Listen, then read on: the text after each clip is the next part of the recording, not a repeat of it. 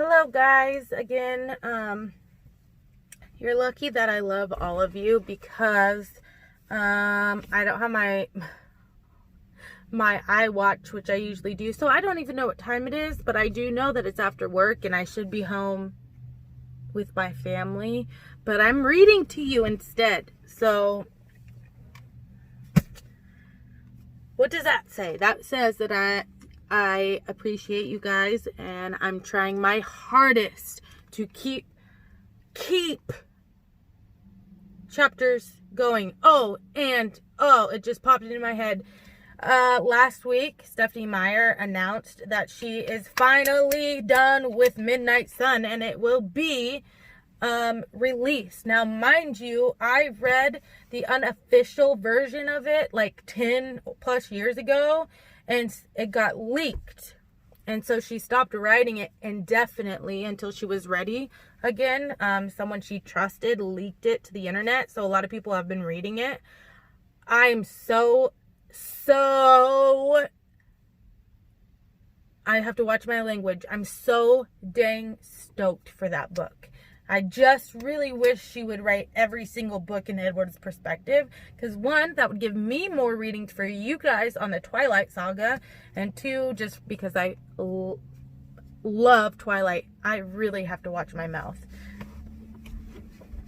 I was in the army. I have a sailor's mouth, okay? All right, anyway. Eclipse. We're going to read Eclipse chapter 12, which is time. Hold on. And I apologize because I told someone that I would give page numbers, and I keep forgetting that. I'll get into the pattern of doing that. So chapter 12, time, and it's page 267. And I have two random people walking towards my car right now, and they are not workers. So, I don't know what they're doing. So bear with me, because I'm not going to read while they're walking by. So, anyway. So, chapter 12.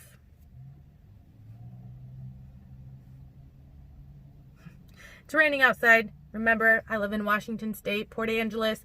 Port Angeles. You want to see? You want to see what it looks like? I'll show you. Port Angeles, welcome.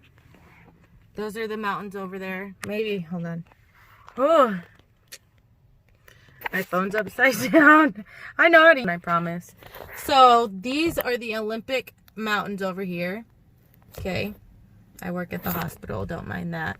And then, if you turn this around, which you can't really see right now, but maybe later, behind the hospital is the ocean. And then Canada is on the other side. So, a little tour of Port Angeles. So let me get this fixed again, because now, sorry if some of you are here, you're going to dislike my video because I'm showing you around Port Angeles. I apologize, okay? I'll put the time to skip forward for reading. All right, anyway, chapter 12, time, page 267. Okay, here we go. I have foreseen, Alice began in an ominous tone. Edward threw an elbow toward her ribs, which she neatly dodged. Fine, she grumbled. Edward is making me do this, but I did foresee that you would be more difficult if I surprised you. We were walking to the car after school, and I was completely clueless as to what she was talking about. In English? I requested. Don't be a baby about this. No tantrums. Now I'm scared. So we're having a graduation party. It's no big thing. Nothing to freak out over, but I saw that you would freak out if I tried to make it a surprise party. She danced out of the way as Edward reached over to muss her hair. And Edward said I had to tell you, but it's nothing. I promise. I sighed heavily. Is there any point in arguing? None at all. Okay, Alice, I'll be there, and I'll hate every minute of it. Promise. That's the spirit. By the way, I love my gift. You shouldn't have. Alice, I didn't. Oh, I know that, but you will. I racked my brains in panic, trying to remember what I'd ever decided to get her for graduation that she might have seen. Amazing, Edward muttered. How can someone so tiny be so annoying? Alice laughed. It's a talent. Couldn't you have waited a few weeks to tell me about this? I asked petulantly. Now I'll just be stressed that much longer. Alice frowned at me. Bella, she said slowly, do you know what day it is? Monday? She rolled her eyes. Yes, it is Monday, the 4th. She grabbed my elbow, spun me halfway around, and pointed toward a big yellow poster taped to the gym door. There, in sharp black letters, was the date of graduation exactly 1 week from today. It's the 4th of June? Neither one answered. Alice just shook her head sadly, feigning disappointment, and Edward's eyebrows lifted. It can't be. How did that happen? I tried to count backwards in my head, but I couldn't figure out where the days had gone. I felt like someone had kicked my legs out from under me. The weeks of stress, of worry, somehow in the middle of all my obsessing over the time, my time had disappeared.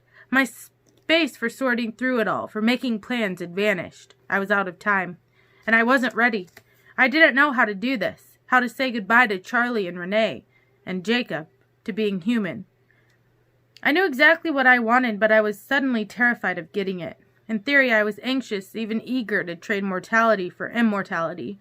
After all, it was the key to staying with Edward forever. And then there was the fact that I was being hunted by known and unknown parties. I'd rather not sit around, helpless and delicious, waiting for one of them to catch up with me. In theory, that all made sense. In practice, being human was all I knew. The future beyond that was the big dark abyss that I couldn't know until I leaped into it.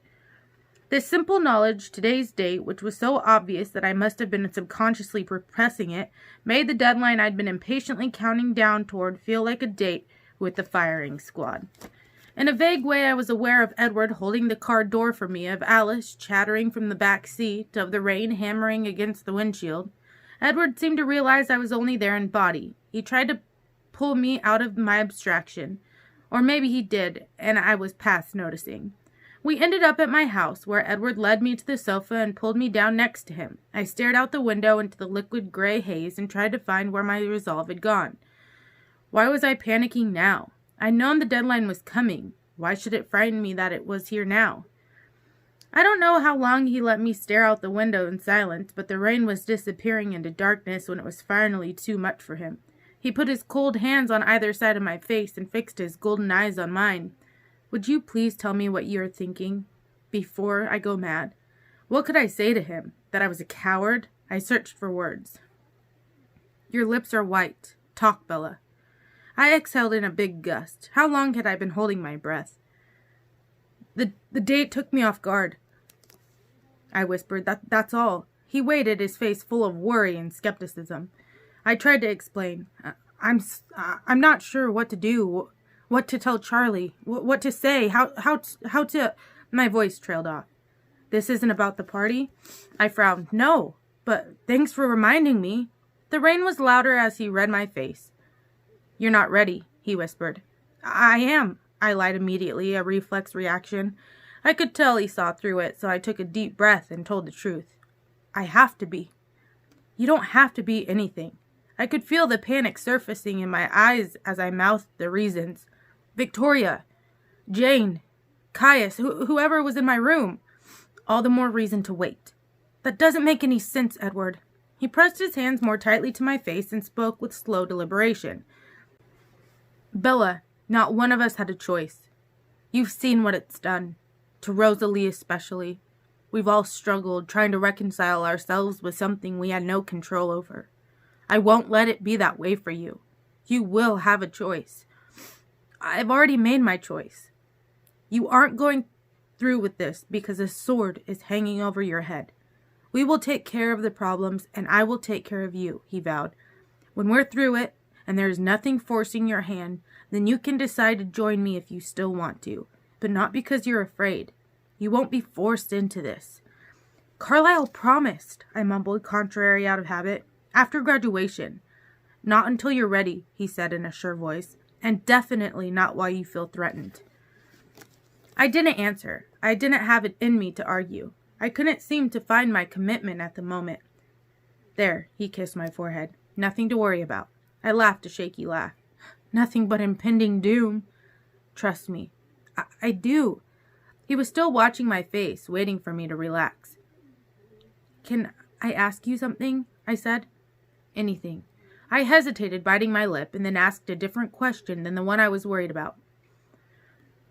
What am I getting Alice for graduation? He snickered. It looked like you were getting us both concert tickets. That's right. I was so relieved I almost smiled. The concert in Tacoma. I saw an ad in the paper last week, and I thought it would be something you'd like since you said it was a good CD. It's a great idea. Thank you. I hope it's not sold out. It's the thought that counts. I ought to know. I sighed. There's something else you meant to ask, he said. I frowned. You're good. I have lots of practice reading your face. Ask me. I closed my eyes and leaned into him, hiding my face against his chest. You don't want me to be a vampire. No, I don't, he said softly, and then he waited for more. That's not a question, he prompted after a moment. Well, I was worrying about why you feel that way. Worrying? He picked out the word with surprise. Would you tell me why? The whole truth, not sparing my feelings? He hesitated for a minute. If I answer your question, will you then explain your question? I nodded, my face still hidden. He took a deep breath before he answered. You could do so much better, Bella. I know that you believe I have a soul, but I'm not entirely convinced on that point. And to risk yours, he shook his head slowly. For me to allow this, to let you become what I am so that I'll never have to lose you, is the most selfish act I can imagine. I want it more than anything, for myself. But for you, I want so much more. Giving in, it feels criminal. It's the most selfish thing I'll ever do, even if I live forever. If there were any way for me to become human for you, no matter what the price was, I would pay it. I sat very still, absorbing this. Edward thought he was being selfish. I felt the smile slowly spread across my face. So, it's not that you're afraid you won't like me so much when I'm different? When I'm not soft and warm and I don't smell the same? You really do want to keep me no matter how I turn out? He exhaled sharply. You were worried I wouldn't like you, he demanded. Then before I could answer, he was laughing. Bella, for a fairly intuitive person, you can be so obtuse. I knew he would think it silly, but I was relieved. If he really wanted me, I could get through the rest. Somehow. Selfish suddenly seemed like a beautiful word. I don't think you realize how much easier it will be for me, Bella, he said, the echo of his humor still there in his voice, when I don't have to concentrate all the time on not killing you. Certainly, there are things I'll miss. This, for one. He stared into my eyes as he stroked my cheek, and I felt the blood rush up to color my skin. He laughed gently. And the sound of your heart, he continued, more serious but still smiling a little. It's the most significant sound in my world. I'm so attuned to it now. I swear I could pick it out from miles away. But neither of these things matter. This, he said, taking my face in his hands, you, that's what I'm keeping. You'll always be my Bella. You'll just be a little more durable. I sighed and let my eyes close in contentment, resting there in his hands. Now, will you answer a question for me? The whole truth, not sparing my feelings, he asked. Of course, I answered at once, my eyes opening wide with surprise. What would he want to know? He spoke the word slowly. You don't want to be my wife. My heart stopped and then broke into a sprint. A cold sweat dewed on the back of my neck and my hands turned to ice. He waited, watching and listening to my reaction. That's not a question, I finally whispered. He looked down, his lashes casting long shadows across his cheekbones, and dropped his hands from my face to pick up my frozen left hand. He played with my fingers while he spoke. I was worrying about why you felt that way. I tried to swallow. That's not a question either, I whispered. Please, Bella. The truth? I asked, only mouthing the words. Of course, I can take it, whatever it is. I took a deep breath. You're going to laugh at me. His eyes flashed up to mine, shocked. Laugh? I cannot imagine that. You'll see, I muttered, and then I sighed. My face went from white to scarlet in a sudden blaze of chagrin. Okay, fine. I'm sure this will sound like some big joke to you, but really, it's just so embarrassing, I confessed, and I hid my face against his chest again. There was a brief pause. I'm not following you. I tilted my head back and glared at him, embarrassment making me lash out, belligerent. I'm not that girl, Edward. The one who gets married right out of high school like some small-town hick who got knocked up by her boyfriend. Do you know what people would think? Do you realize what century this is? People don't just get married at 18. Not smart people, not responsible, mature people. I wasn't going to be that girl. That's not who I am. I trailed off, losing steam. Edward's face was impossible to read as he thought through my answer. That's all, he finally asked. I blinked. Isn't that enough? It's not that you were more eager for immortality itself than for just me. And then, though I'd predicted that he would laugh, I was suddenly the one having hysterics. Edward, I gasped out between the paroxysms of giggles. And here, I always thought that you were so much smarter than me. He took me in his arms, and I could feel that he was laughing with me. Edward, I said, managing to speak more clearly with a little effort, there's no point to forever without you. I wouldn't want one day without you. Well, that's a relief, he said. Still, it doesn't change anything. It's nice to understand, though. And I do understand your perspective, Bella. Truly I do. But I'd like it very much if you'd try to consider mine. I'd sobered up by then, so I nodded and struggled to keep the frown off my face. His liquid gold eyes turned hypnotic as they held mine. You see, Bella, I was always that boy. In my world, I was already a man. I wasn't looking for love. No, I was far too eager to be a soldier for that. I thought of nothing but the idolized glory of the war that they were selling prospective draftees then. But if I had found... He paused, cocking his head to the side. I was going to say if I had found someone, but that won't do.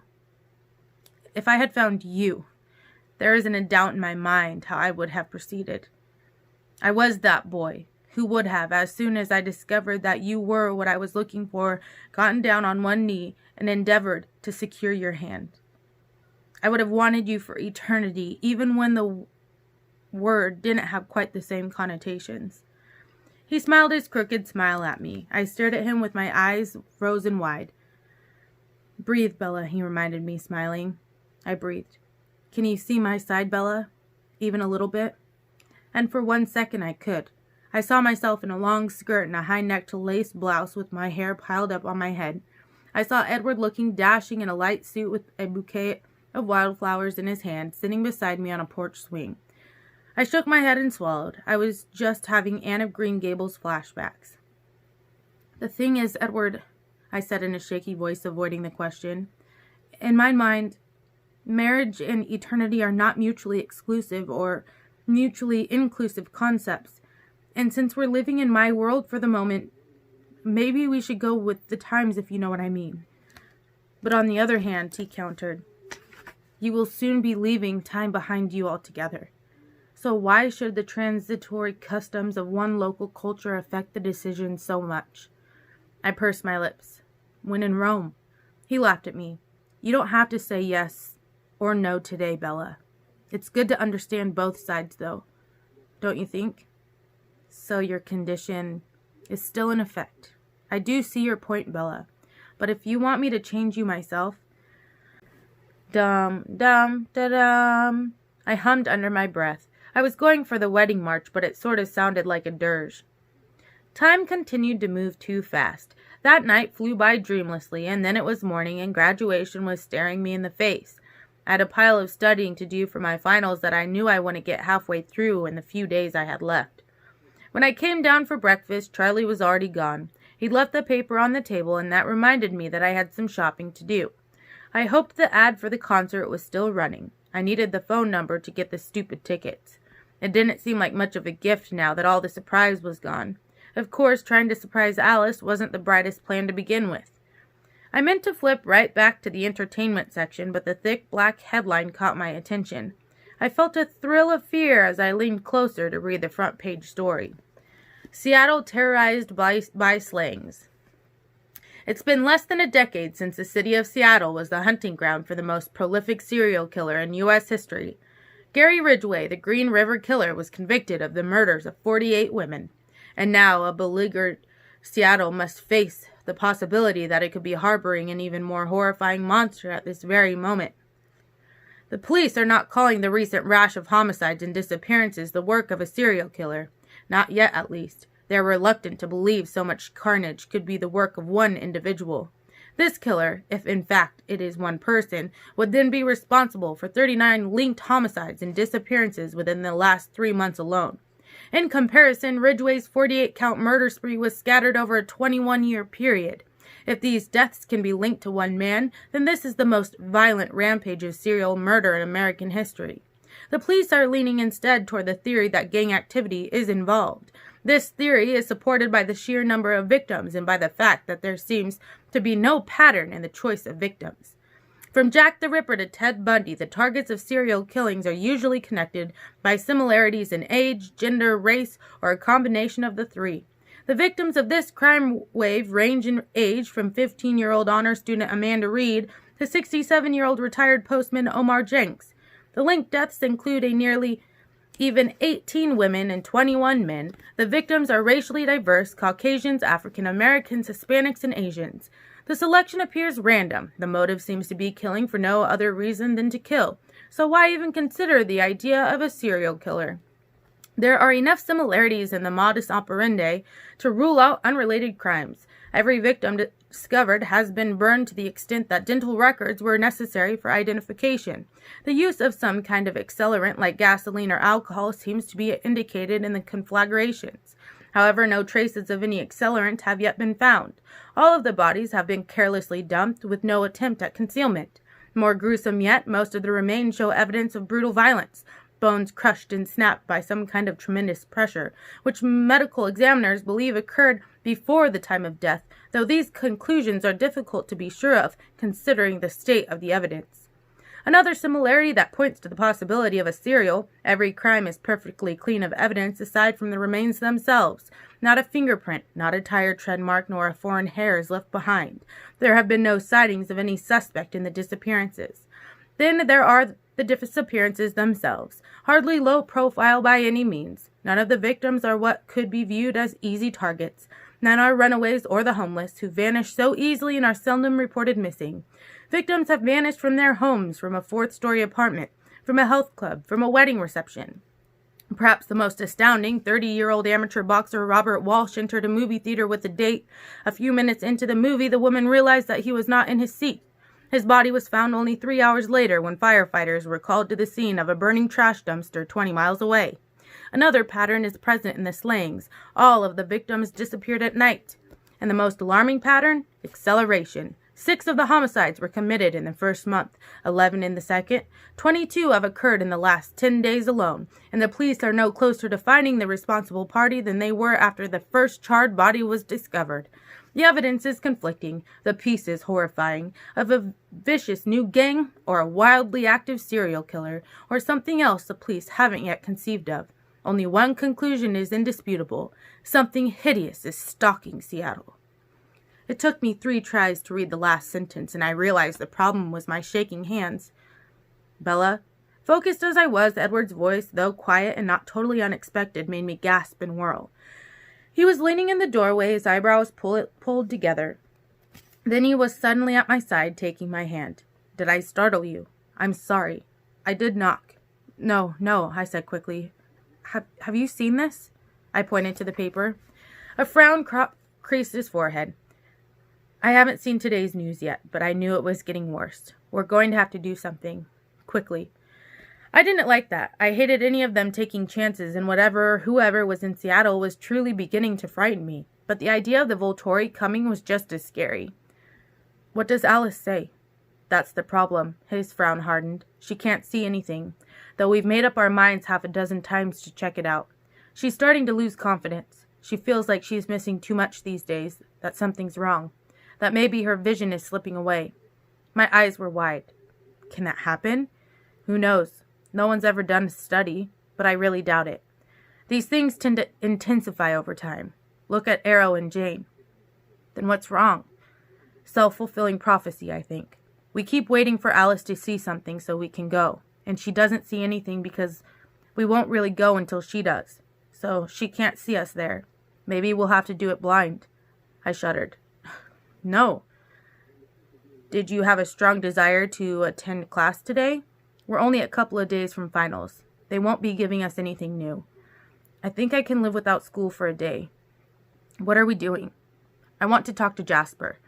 Jasper again. It was strange. In the Cullen family, Jasper was always a little on the fringe, part of things but never the center of them.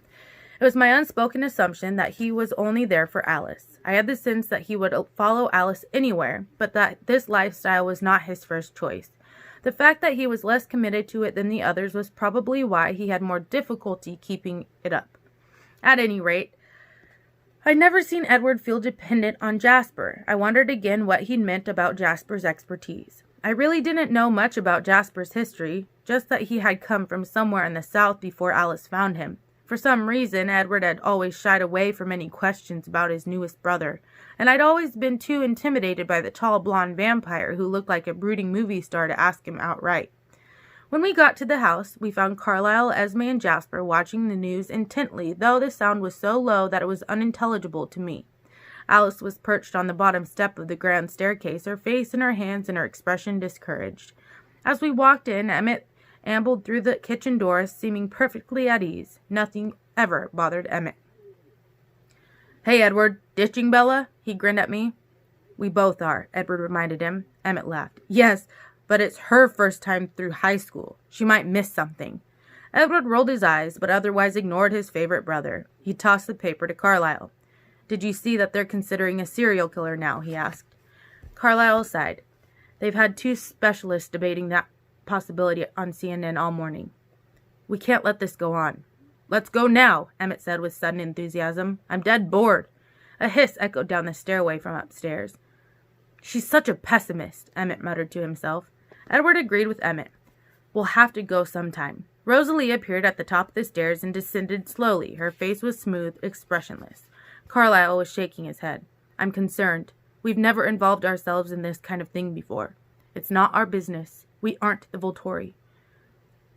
"I don't want the Volturi to have to come here," Edward said. "It gives us so much less reaction time." "And all those innocent humans in Seattle," Esme murmured. "It's not right to let them die this way." "I know," Carlisle sighed. "Oh," Edward said sharply, turning his head slightly to look at Jasper. "I didn't think of that. I see. You're right. That has to be it. Well, that changes things." I wasn't the only one who stared at him in confusion, but I might have been the only one who didn't look slightly annoyed. "I think you'd better explain to the others," Edward said to Jasper. "What could be the purpose of this?" Edward started to pace, staring at the floor, lost in thought. I hadn't seen her get up, but Alice was there beside me. "What is he rambling about?" she asked Jasper. "What are you thinking?" Jasper didn't seem to enjoy the spotlight. He hesitated, reading every face in the circle, for everyone had moved in to hear what he would say, and then his eyes paused on my face. "You're confused," he said to me, his deep voice very quiet. There was no question in his assumption. Jasper knew what I was feeling, what everyone was feeling. "We're all confused," Emmett grumbled. "You can afford the time to be patient," Jasper told him. "Bella should understand this too. She's one of us now." His words took me by surprise. As little as I'd had to do with Jasper, especially since my last birthday when he tried to kill me, I hadn't realized that he thought of me that way. "How much do you know about me, Bella?" Jasper asked. Emmett sighed theatrically and plopped down on the couch to wait with exaggerated impatience. "Not much," I admitted. Jasper stared at Edward, who looked up to meet his gaze. "No," Edward answered his thought. "I'm sure you can understand why I haven't told her that story, but I suppose she needs to hear it now." Jasper nodded thoughtfully and then started to roll up the arm of his ivory sweater. I watched, curious and confused, trying to figure out what he was doing. He held his wrist under the edge of the lampshade shade beside him, close to the light of the naked bulb, and traced his finger across a raised crescent mark on the pale skin. It took me a minute to understand why the shape looked strangely familiar. "Oh," I breathed as realization hit. "Jasper, you have a scar exactly like mine." I held out my hand, the silvery crescent more prominent against my cream skin than against his alabaster. Jasper smiled faintly. "I have a lot of scars like yours, Bella." Jasper's face was unreadable as he pushed the sleeve of his thin sweater higher up his arm. At first my eyes could not make sense of the texture that was layered thickly across the skin. Curved half-moons crisscrossed in a feathery pattern that was only visible, white on white as it was, because the bright glow of the lamp beside him threw the slightly raised design into relief, with shallow shadows outlining the shapes. And then I grasped that the pattern was made of individual crescents like the one on his wrist, the one on my hand. I looked back at my own small, solitary scar and remembered how I'd received it. I stared at the shape of James's teeth embossed forever on my skin. And then I gasped, staring up at him. "Jasper, what happened to you?"